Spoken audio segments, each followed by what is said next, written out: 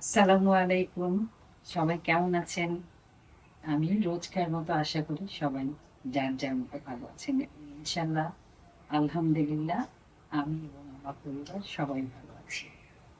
আমার কন্যা একটু দূরে থাকে, তার জন্য মাঝে মাঝে হ্যান্ড খারাপ হয়, কিন্তু সে আবার আমাকে এত বুঝ দেয় যে তখন আমার মনে হয় যে আমি মনে হয় একটু বেশি অসুস্থ।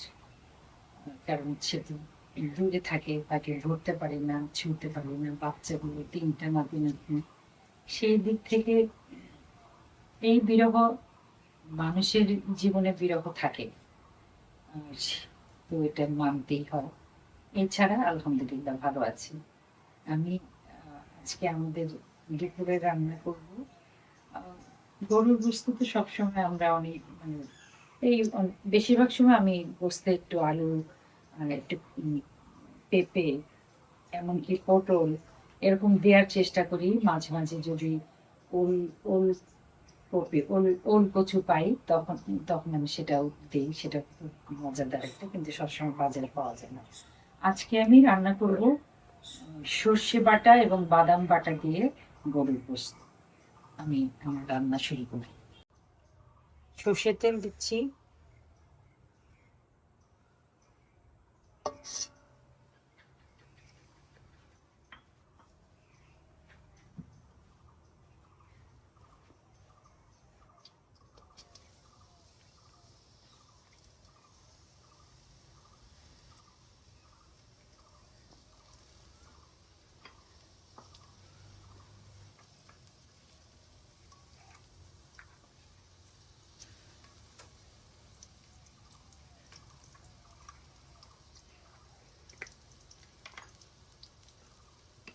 রান্না শুরু করছি খুন্তি না করি, আমাদের কাজীপুরের ভাষায় টেইকা কিছু আনি নাই, ছোট চামচ দিয়ে নাড়তেছি।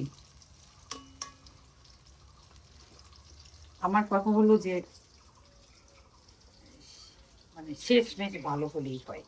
আমি এখন খুন্তি দিয়ে নাড়লাম নাকি কাঠের চামচ দিয়ে নাড়লাম না স্প্যাচুলা দিয়ে নাড়লাম, এটা কিন্তু কেউ দেখবে না। অনেক সময় অনেক ছাত্রছাত্রী, অনেক ইয়াং জেনারেশনের সাথে কথা হয়, তারা একটু হতাশ। ইন্টারমিডিয়েট যখন এইচএসসি পাস করার পরে তারা মানে হায়ার এডুকেশনে বড় একটা ভালো ইউনিভার্সিটিতে ভর্তি হতে চায়, বাবা মার সামর্থ্য না থাকায় তারা অনেক সময় মানে দেখা গেল যে ওই সময় তারা পড়াশোনায় ইস্তফা দেয়। তখন আমি বুদ্ধি দেই যে শোনো, আজকাল কেউ খুব কম ডিগ্রি পড়া যেটা, আর সেটা আজকাল খুব কমে গেছে। সবাই বিবিএ পড়তে চায়, এমবিএ পড়তে চায়। তা আমি বলি ডিগ্রিটা পাশ করো, ডিগ্রি পাশ করতে এমন কোনো অনেক বেশি পড়াশোনা করতে হয় না, জাস্ট বইটা পড়ো আর সময় লাগুক। কিন্তু তারপরে আর 1 বছর পড়লেই তুমি মাস্টার্স। তখন তোমাকে কেউ জিজ্ঞেস করবে না যে মাস্টার্সটা কোন ইউনিভার্সিটি থেকে করেছো বা কোথা থেকে। তোমার পড়াশোনাটা কমপ্লিট একটা মানে ভালো মাস্টার্স, একটা আমাদের দেশে সবাই এটাকে মানসম্মত একটা শিক্ষার সার্টিফিকেট হিসেবে দেখা পাই। ওই ওইখানে ওই একই কথা যে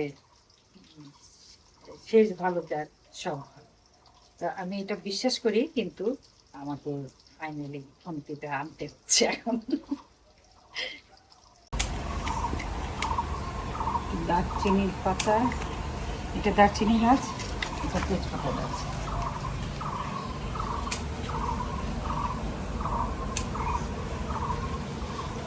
এই পাতাগুলো কি সুন্দর না, অসাধারণ, অদ্ভুত।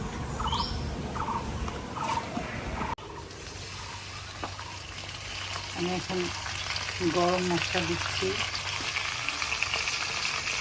এটা শেষ করতে পারবো না।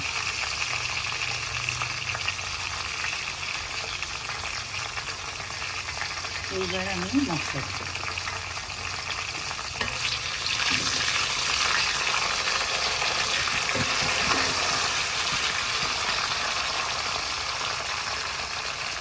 এটা কাঠবাদাম বাটা, খোসা টোসা কিছু ছিলি নাই, কাঠবাদাম বাটা। আর এটা কালো সরিষা। কালো সরিষা একটু বেশি ঝাঁঝালো হয়। আমি একটুখানি রেখে দিব গাছের, আমার বাগানের গাছের সজনে পেরেছি সেটা দিয়ে রান্না করব। গোস্তটা চড়িয়ে দিয়ে তো অনেক অনন্তকাল সময় পার করতে হবে, তখন আমি সজনে চল।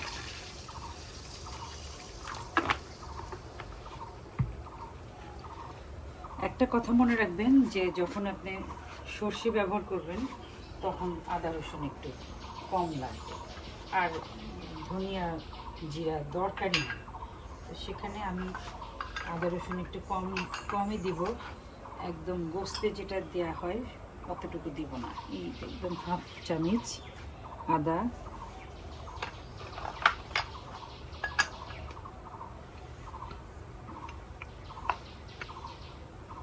হাফ চামচ রসুন,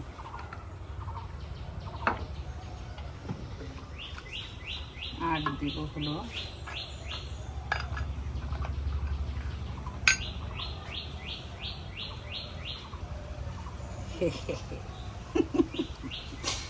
আজকে কী হয়েছে আমার, চামচ টামচ কিছু আনি নাই, আরেকজনের উপর নির্ভর করছিলাম, কোনো অসুবিধা নেই। ফাইনালি খাইতে মজা হলেই হলো। বুঝতে তো একটু ঝাল দিই।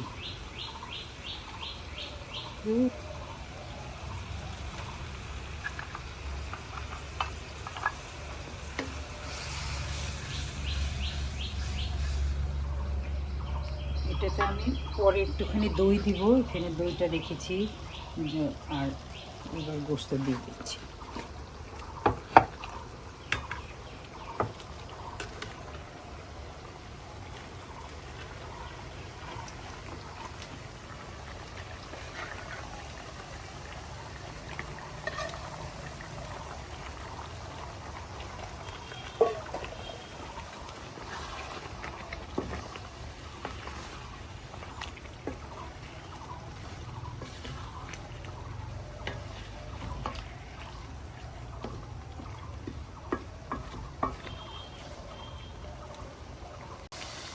একটু মোটা করে কাটা পেঁয়াজ দিলাম। আমি এখন আবার একটু পানি দিব, দিয়ে তারপরে ঢেকে রাখবো। এটা আসলে কষানোর উপরেই হবে গোস্তটা, কিন্তু ভয় আছে সরিষা পট করে লেগে যাওয়ার সম্ভাবনা। বাদাম আছে, বাদামটা জন্য সাবধান থাকতে হবে। খুবই একটা হাস্যকর কাণ্ড। আমি ওই যে খুন্তিটা আনতে গেলাম ঘরে, তারপরে দেখি হঠাৎ দেখি যে এরকম একটা বোতাম পড়ে আছে, আর তার পাশে এটা আমি মনে করলাম যে ফুল জাতীয়, মানে আরেকটু হলে মাথায় পড়তাম। তারপরে দেখি একটা নীল ভোমরা, কাছে থেকে দেখাও, নীল ভোমরা হারে মরে গেছে। ওর আয়ু যে কতদিন তা তো জানি না। আমার এই ফুলগুলো কিন্তু নীলমণিলতা। এটা আমি আজকে প্রথম এই শাড়ির সাথে ম্যাচিং করে পরলাম। তারপরে দেখি কি বাতাসের সাথে সাথে খুলে খুলে যাচ্ছে। তখন চিন্তা করলাম, না, এই ফুলের, এটা মাথায় দেওয়ার ফুল না, সব ফুল মাথায় দেওয়া যায় না। কিন্তু এই নীল ভোমরাটা আমার খুব ইচ্ছে করছে বাচ্চাদের। আমরা ছোটবেলা যখন ববি ক্লিপ নাম ছিল, সামনে অনেক রকম গুবরে পোকা বা অনেক কিছু এরকম প্রজাপতি, তারপরে অনেক রকম ফুল, সাইকেল, এরকম অনেক ছোট ছোট জিনিস, টেলিফোন, এরকম আমার ববি ক্লিপ ছিল। তো আমার মনে হচ্ছে এরকম একটা ববি ক্লিপের মধ্যে এটা বসিয়ে মাথায় লাগাই।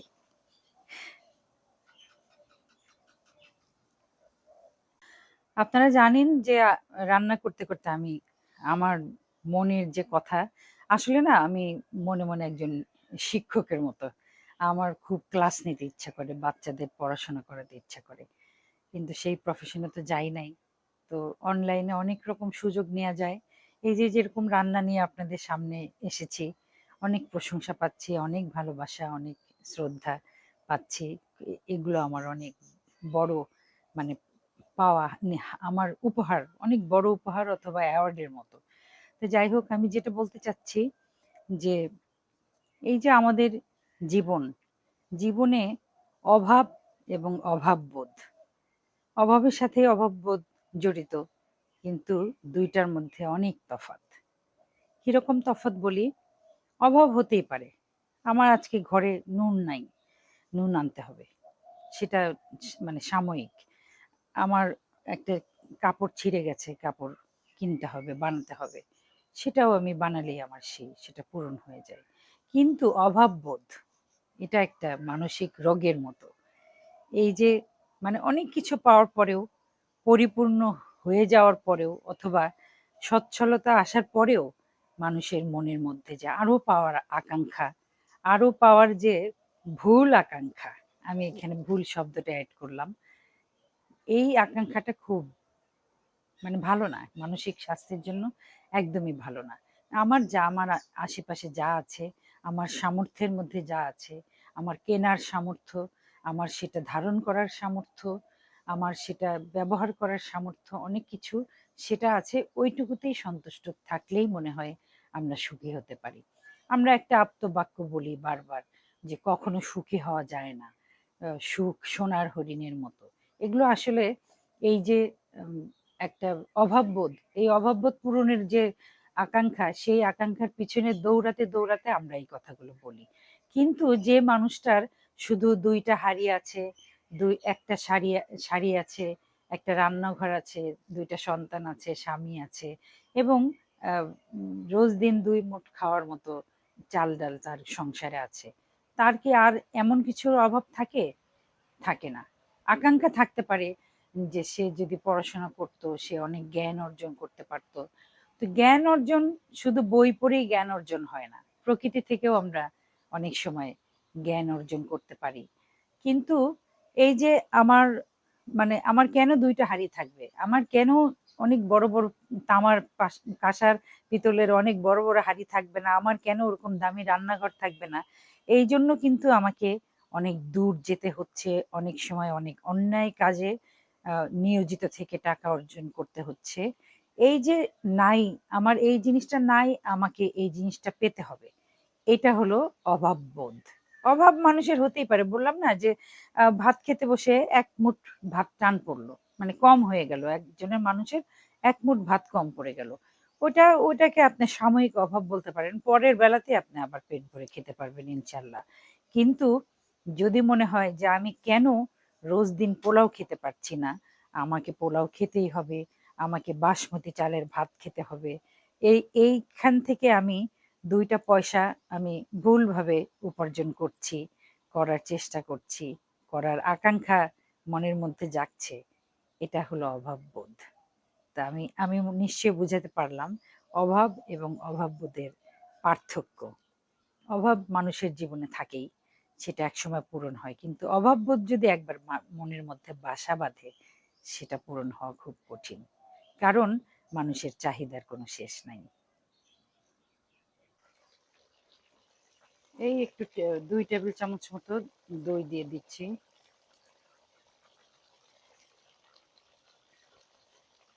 বেশি হয়ে গেল।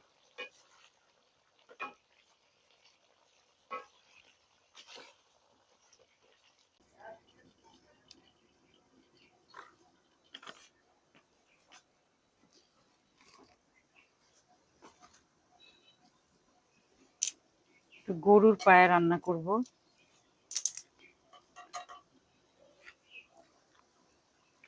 গরম মশলাগুলো দিয়ে নিই, এলাচ, স্টার আনিস। আমার মনে হয় এই বাসায় আনা হয়নি, গোলমরিচ। এখানে এমন একটা জায়গায় রাখছে, এখান থেকে তোলাও মুশকিল।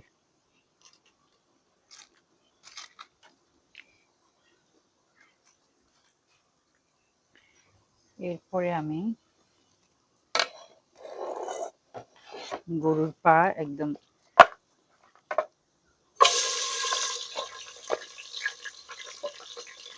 এটা অনন্তকাল ধরে রান্না হবে, কাঁচা আটার রুটি দিয়ে খাবো।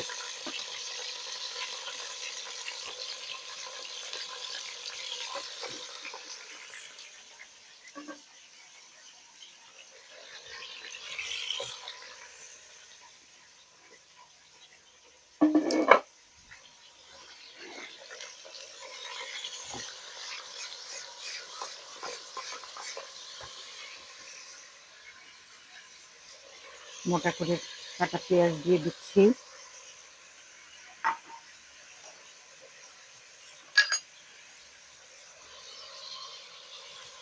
একটু জিরা বাটা,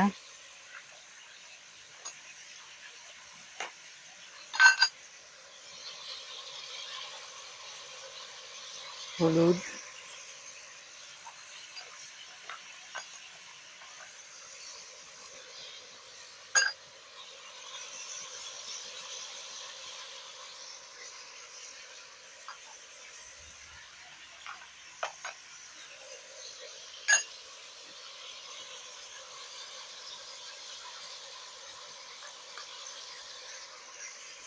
আদা বাটা,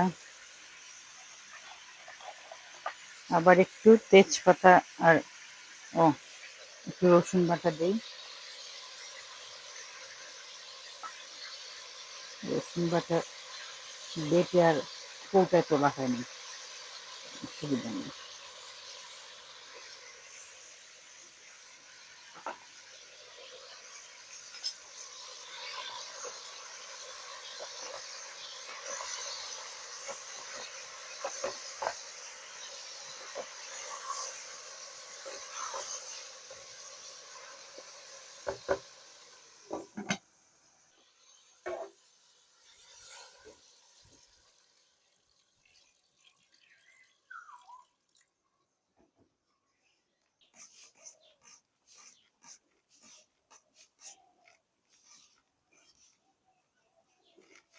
বগুড়ার এই আঠা আলু, এত ছোট ছোট আলু আমরা ছিলি না।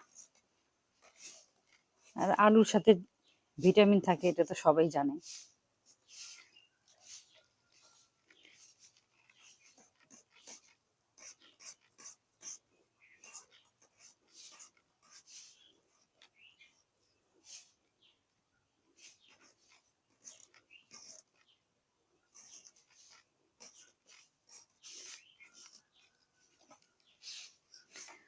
আমাদের ফেসবুকের কল্যাণে মানুষের অনেক কথা মানুষ বলতে পারে এবং আমাদের শুনতে হয়। তো কেউ কেউ বলে যে অত বড় একজন শিল্পী এরকম মাটিতে বসে কোটাকাটি ভালো দেখা যায় না। তো আমার কথা হলো যে তাহলে বড় হইতে গেলে, তাহলে মানে সবাই যদি নিজেকে বড় দেখাতে চায়, তাহলে আমার মনে হয় একবারে হিমালয়ের ডগায় উঠে যাব, আর নামবো না। হিমালয়ের উপরে যারা থাকবে তারা সব বড় বড় মানুষ, আর যারা মাটিতে থাকবে বা খেতে খামারে থাকবে তারা খুব ছোট ছোট মানুষ, নিচু মানের মানুষ। কিন্তু আমার হিসাব বলে আমি দেশের রাজাকে কখনোই আমি সবচেয়ে উঁচু মানুষ মনে করি না। আমি মনে করি আমাদের দেশের কৃষক, শ্রমিক, কামার, যারা মানে কাঠের কাজ করেন, যারা একদম তৃণমূল পর্যায়ে যারা কাজ করেন, শ্রমিক, তারাই দেশের সর্বোচ্চ সম্মানের অধিকারী এবং তারা আমাদের দেশকে এগিয়ে নিয়ে যাচ্ছেন। আমি নিজেকে খুবই সাধারণ একজন কণ্ঠশ্রমিক মনে করি। যেহেতু এটা আমার জীবিকা, এই গান আমার জীবিকা, তো সেখানে আমি শ্রমিক, নিজেকে শ্রমিক হিসেবে ভাবতেই আমি বেশি পছন্দ করি। আমার নিজের একটা পছন্দ আছে না, আমার নিজের একটা পছন্দ আছে। আমি আমার জীবন, আমার ইচ্ছা, আমার পছন্দ অপছন্দ, আমি যদি কোনো বড় অন্যায় করি তখন তো সবাই সেটা বলবে, কিন্তু আমার ধারণা যে এই জীবনে আমি কোনো বড় অন্যায়, বড় কেন, ছোট অন্যায়ও আমি করিনি অন্যদের সাথে। ঘরের মধ্যে মনে করেন হাজবেন্ড ওয়াইফ তর্ক হলো, বাচ্চাদের সাথে মতের অমিল হলো, এগুলাকে আসলে অপরাধ হিসেবে ধরা যায় না। যাই হোক, আর ওই ফাইনালি একটা কথাই চিন্তা করতে হবে যে লোকের কথায় কি আর আসে যায়।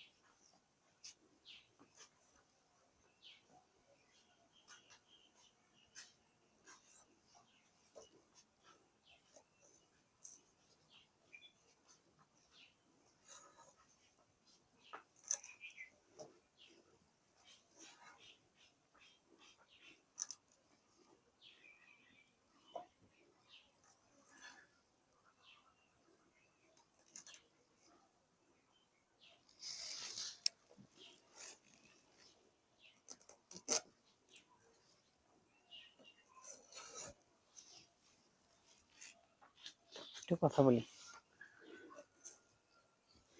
আমি মনে হয় ভিডিওতে আগেও বলেছিলাম যে আল্লাহ যে মৌসুমী সবজি বলেন, ফল বলেন, যে যখন যেটা দেন সেটার দরকার বুঝিয়ে দেন।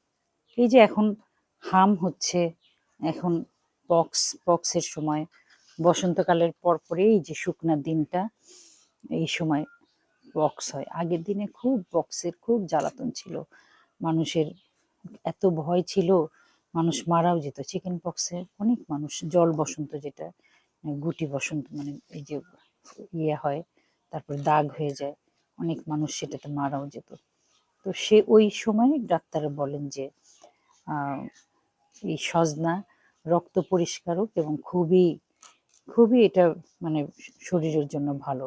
এবং করল্লা, এবং যে মানে এই ড্রাই দিনে টমেটো, অনেক বেশি টমেটো দিয়ে একটা স্যুপের মতো করে বানিয়ে খাওয়া যায়। তো এই কথাটা বারবার আমার মনে হয় যে যেরকম ভয়াবহ গরমের দিনে আল্লাহ তরমুজ দিলেন, আবার এই যে সজনাটা এই সময় খেতেও খুব স্বাদ লাগে।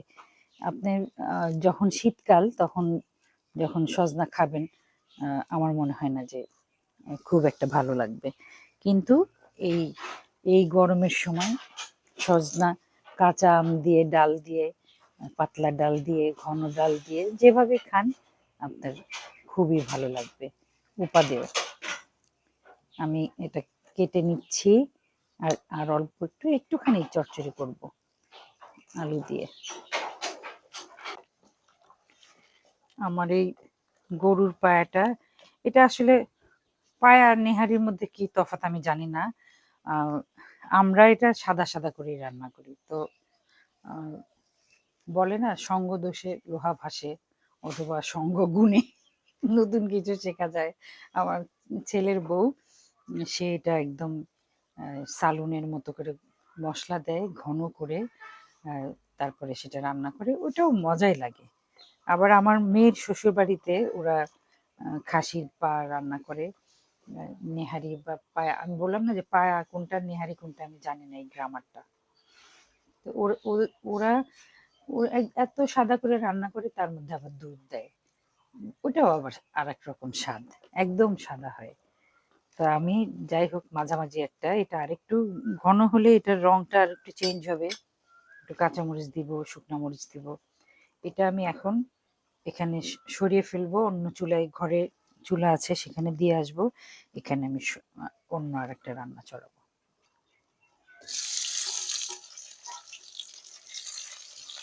সজনের চচ্চড়ি আমি সবসময় মেখেই বসাই, কিন্তু আজকে একটু সরিষা বাটার সাথে একটু নারকেল দিব।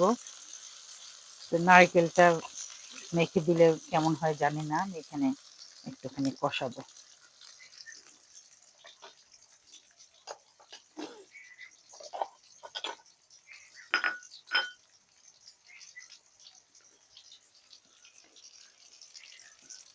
একদম ফ্রেশ নারকেল বাটা আর সর্ষে বাটা।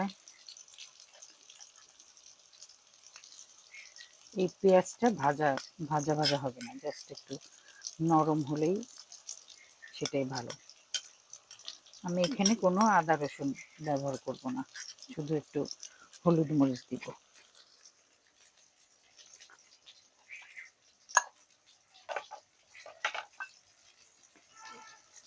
আর জিরা বাটা তো দিবই না।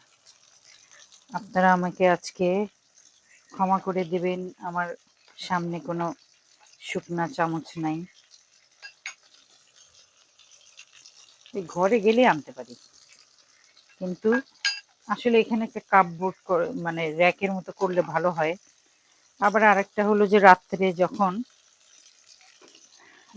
যখন চলে যাই, তখন যদি ওপেন থাকে মশলা টশলা, সেখানে একটা ভালো লাগে না, খাওয়ার জিনিস তো, একদম এই খোলা জায়গাটা অন্ধকার হয়ে যায়, পাশে অনেক বড় পুকুর, তো তখন অস্বস্তি হয় একটা। সেই জন্য আমি যে সজনে আর আলু দিয়ে দিচ্ছি, কাঁচামরিচ দিব।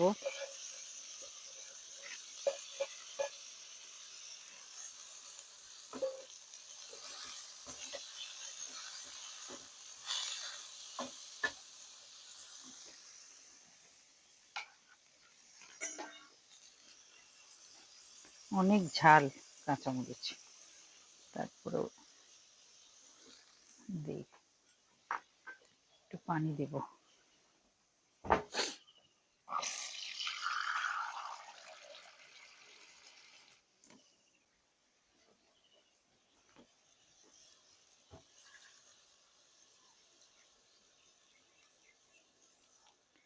এটা কি রে ভাই, জেলির মতো পেঁয়াজটা।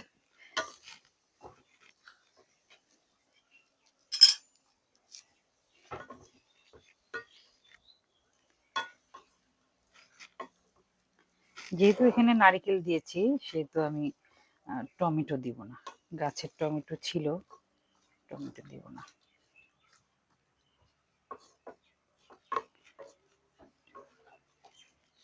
এটা 10 মিনিটেই রান্না হয়ে যাবে।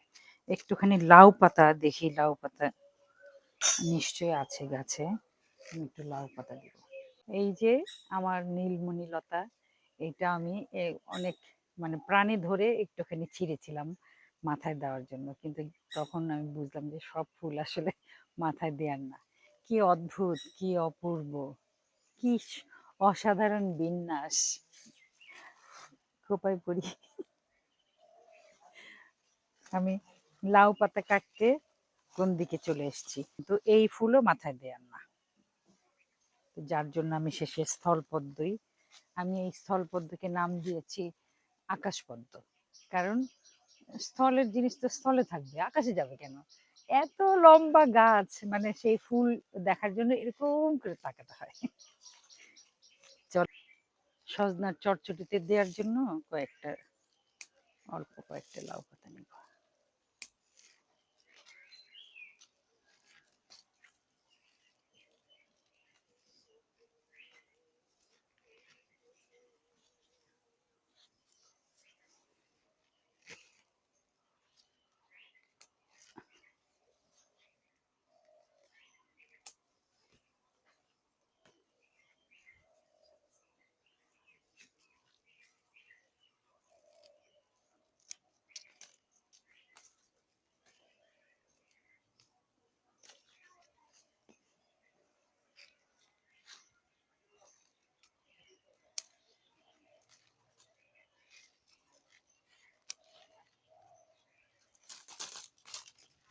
আর লাগবে না। আজান দিয়ে ফেললো, আমি লাউ শাকটা দিয়ে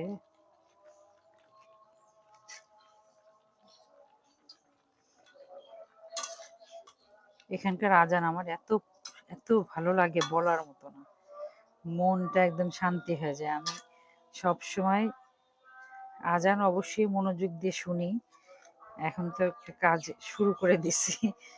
আর আরেকটা হলো যে ভিডিও করে, সাউন্ডটা ভিডিও করে নিয়ে যাই, ঢাকায়ও আমি শুনি এই আজান। নখের কি অবস্থা, আমি একটা মজার গল্প করি। আমার অনলাইন স্কুল আছে, সেই স্কুলের মানে আমি নিয়মিত পরীক্ষা, বছরে 2বার পরীক্ষা নিই। পরীক্ষা নেওয়ার পরে যে ফার্স্ট সেকেন্ড থার্ড হয় তাদের আমি মানে পুরস্কার দিই। তো সেগুলো পুরস্কার কেনার জন্য আমার স্কুলের যে প্রতিষ্ঠাতা সদস্য এবং ছাত্রী নীলাঞ্জনা, জান্নাতুল মাওয়া নীলাঞ্জনা, ও আমার সাথে আমরা একটা বইয়ের দোকানে গেছি, মানে বই সংক্রান্ত গিফটই আমরা দেব, যে প্রথম দ্বিতীয় তৃতীয় হয়েছে এবং বাকি সবাইকেও। তো ওই দোকানে গেছি, বেইলি রোডের দোকান, তবুও বই পড়ুন। আমি ওইখানে অটোগ্রাফ নিতে, কয়েকটা ছেলে মেয়ে আসছে, ম্যাডাম একটু অটোগ্রাফ দিবেন, তখন আমার এই আঙ্গুলের এই অবস্থা, আমি এরকম অটোগ্রাফ দিচ্ছিলাম, তো ওরা তাকিয়েছিল।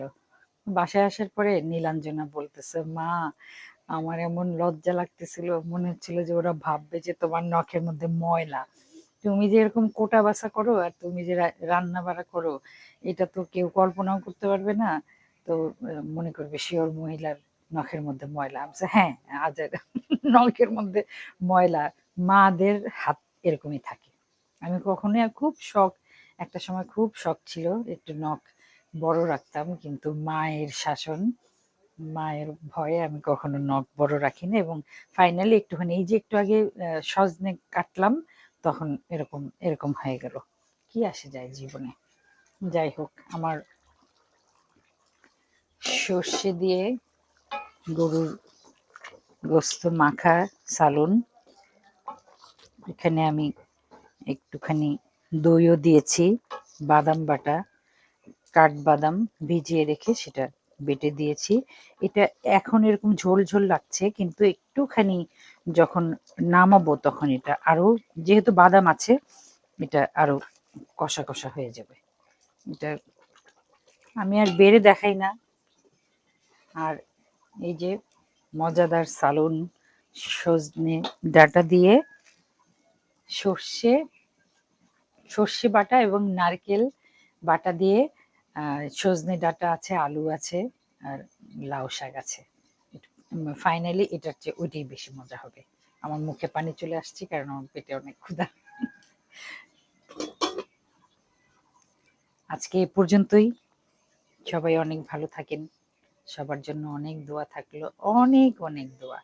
আপনাদের মনের যত নেক ইচ্ছা, যত ভালো ভালো ইচ্ছা, নেক ইচ্ছা, ভালো ইচ্ছা, সব এক কথা, সব কিছু আল্লাহ পূরণ করে দেন। আমার সাথে এভাবেই থাকেন, আর যেভাবেই থাকেন, যেখানেই থাকেন, যেভাবেই থাকেন, ভালো থাকেন। আসসালামু আলাইকুম।